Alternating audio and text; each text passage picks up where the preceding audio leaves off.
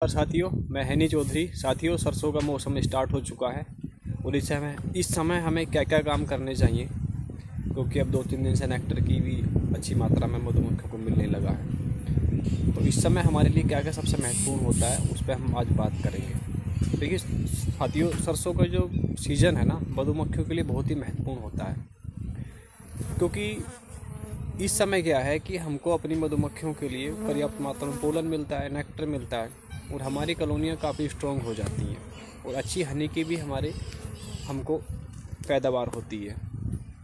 लेकिन कुछ चीज़ें हैं जिनका हमको जानकारी सही तरीके से होनी चाहिए और अगर हम सही मैनेजमेंट कर लेते हैं तो हमारी मधुमक्खियाँ काफ़ी स्ट्रॉन्ग हेल्दी हो जाती हैं। तो आज इस पर हम बात करेंगे हमको क्या क्या करना चाहिए। साथियों, जैसे अब 2-3 दिन से नेक्टर स्टार्ट हो चुका है तो हमको फीडिंग बिल्कुल ही बंद कर देनी है।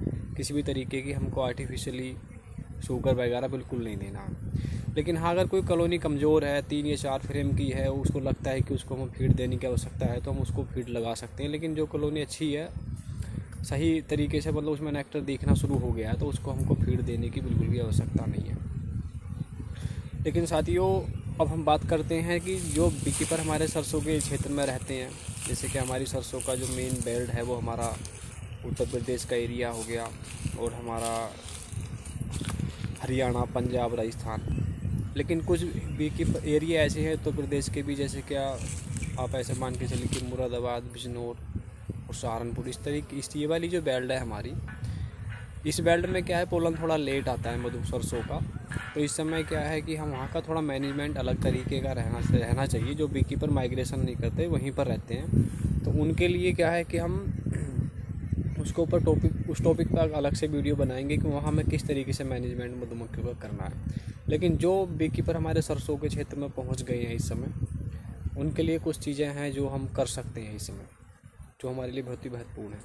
देखिए, सबसे पहली बात तो ये है कि हमको फीड बिल्कुल बंद कर देनी है और हमारी जो इस समय जैसे नेक्टर स्टार्ट हुआ है, पोलन भी अच्छी मात्रा में मिल रहा है, रानी मधुमक्खी ने एगिंग भी अच्छी तरीके से शुरुआत कर दी है। तो अगर कॉलोनी हमारी सारी कॉलोनी मतलब बराबर नहीं है, कुछ में ज़्यादा फ्रेम है, किसी में कम फ्रेम है, तो सबसे पहली कोशिश ये करनी है कि हमारी अपेरी को जो हम मैनेज कर लें बिल्कुल।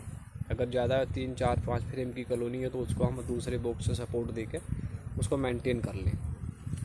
उसके बाद जैसे देखे कि अब हनी का काफ़ी स्टोर नीचे हो गया है, तो उसके बाद हमको उसके ऊपर सुपर लगाने की तैयारी कर देनी है। सुपर लगाना बहुत ही ज़रूरी है, क्योंकि बिना सुपर के हम अच्छी क्वालिटी का हनी तो निकाल ही नहीं सकते। तो और दूसरी चीज़ ये है कि देखिए, फीड हमको बिल्कुल बंद कर देनी है। कमज़ोर कॉलोनी में लगा सकते हैं, और जो कॉलोनी स्ट्रॉन्ग सुपर की कंडीशन में जाए उसके ऊपर सुपर लगा देना है। तीसरी चीज़ ये है कि जब ये हमारा समय होता है ना, ये दिसंबर का, इस समय क्या है कि बैरुआ की बहुत तेज़ी से ग्रोथ होती है। कॉलोनी के अंदर क्या होता है कि ड्रोन सेल बनना शुरू होते हैं, तो ड्रोन सेल के अंदर बैरुआ ज़्यादा पनपता है। उसको ड्रोन के जो लार्वा होते हैं काफ़ी पसंद होते हैं, उनके अंदर आप देखेंगे तो बहुत अधिक बैरुआ के लार्वा आपको उसमें मतलब मिल जाएंगे देखने के लिए।